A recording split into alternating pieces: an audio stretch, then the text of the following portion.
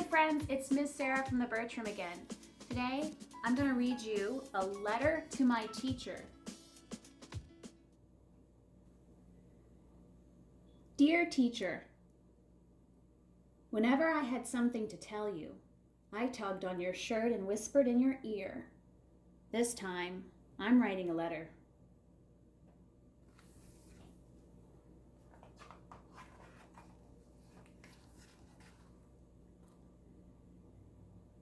I hope you remember me.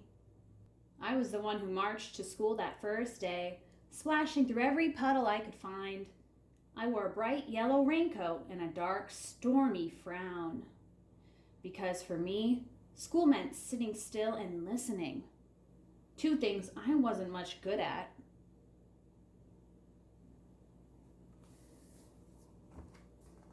I stood there, ornery and dripping, just sure I'd get in trouble. But instead, you grinned at me. Good morning. Look at you standing there like Mary Kingsley. Just got back from canoeing up the Agau River. Who? I said. Where?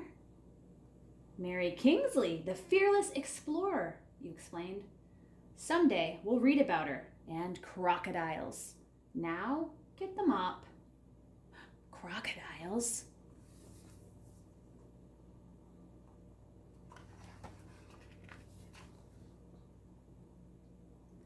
After taking attendance, you made a big announcement. Welcome! This year we'll be planting the first ever second grade garden. It will be our great experiment. Yay! We get to dig in the mud, I shouted. True, but first we read about plants, you said. We'll use math to measure our plot and we'll write our garden plan. Reading, math, writing? I was better at running and jumping.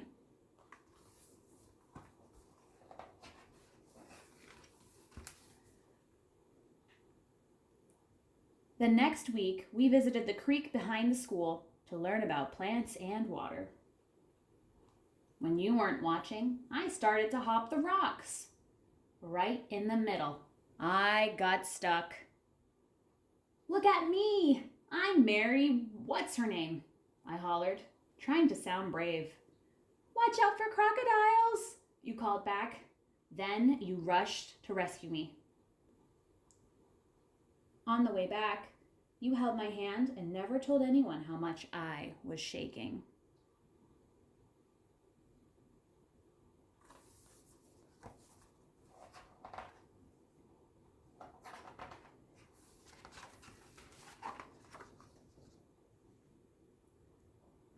All fall, I tried hard to sit still.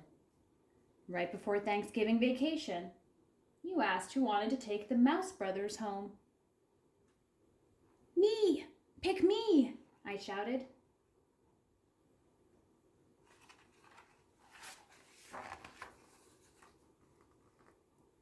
But while I was busy eating turkey, my cat, Lucy, ate one brother. I bought a replacement mouse. Except I just couldn't tell you. One day when we were cleaning their cage, you called me over to your desk and told me that we might have to change the brothers' names to Ma and Pa Mouse. You knew the whole time? I said. Laughing, you said, might as well get used to it. Teachers see everything.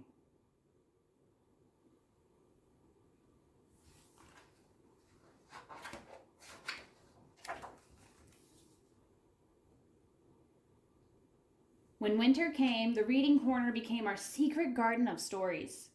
On Friday afternoons, we all curled up in a heap to listen. Just like our new litter of mice.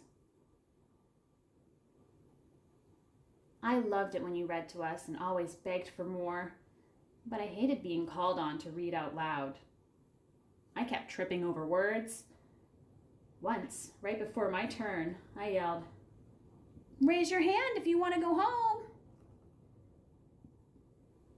Another time I clutched my throat and croaked, "Uh-oh, I lost my voice."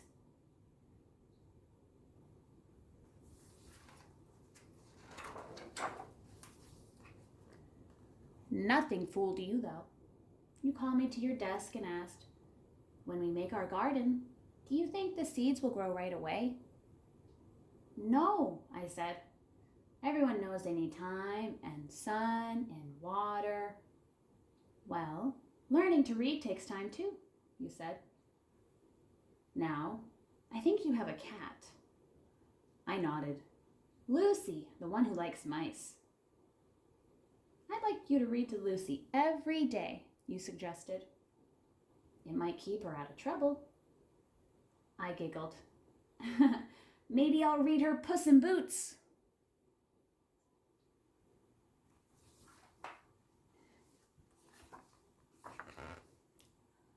I practiced hard and you gave me extra help too.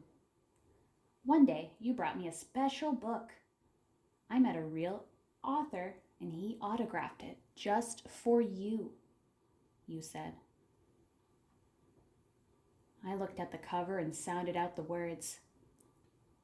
"Wow, it's about her, that explorer, Mary Kingsley." You smiled. "Next week, you can share it with the class." In March, we explored our town. We went on a field trip to an old house. It was full of history and secret stairways.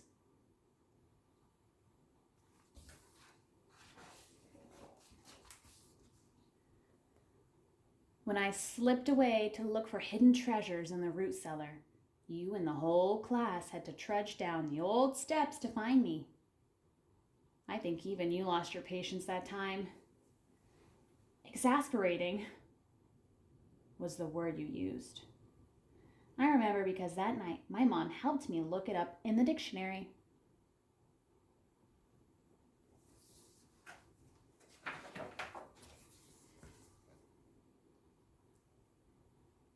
The day you brought in seeds for us to choose, I tugged on your shirt.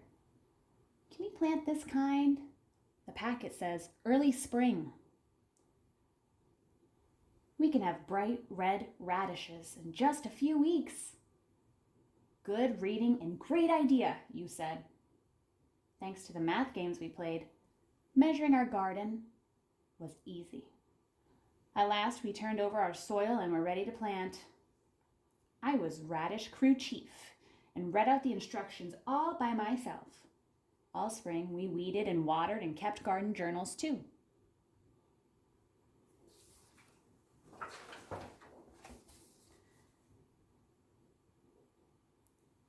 On the Friday before summer vacation, we wrote our invitations to every class to come enjoy the salad we'd grown ourselves. "Splendid spinach," said the principal. "It's because of the worms," I explained.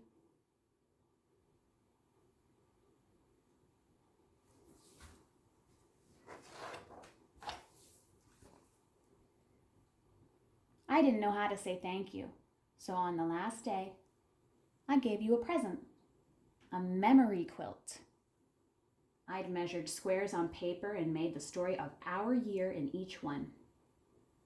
The reading corner, worms in our compost, the magnificent mouse family, and, best of all, a picture of you and me. You looked at the quilt a long time, then held it up for everyone to see. "Thank you. Now I'll never forget you all in the year of the second grade garden." "Me neither," I promised, and I never have.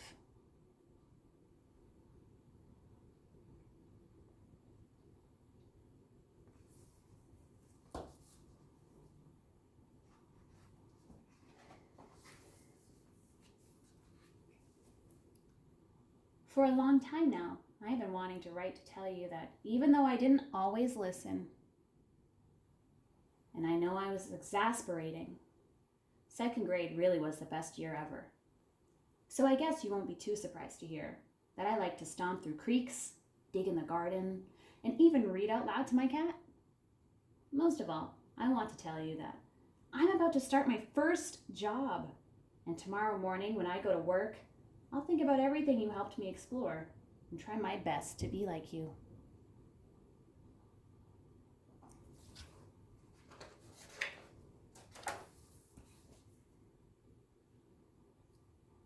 Thank you for being my teacher. Your student.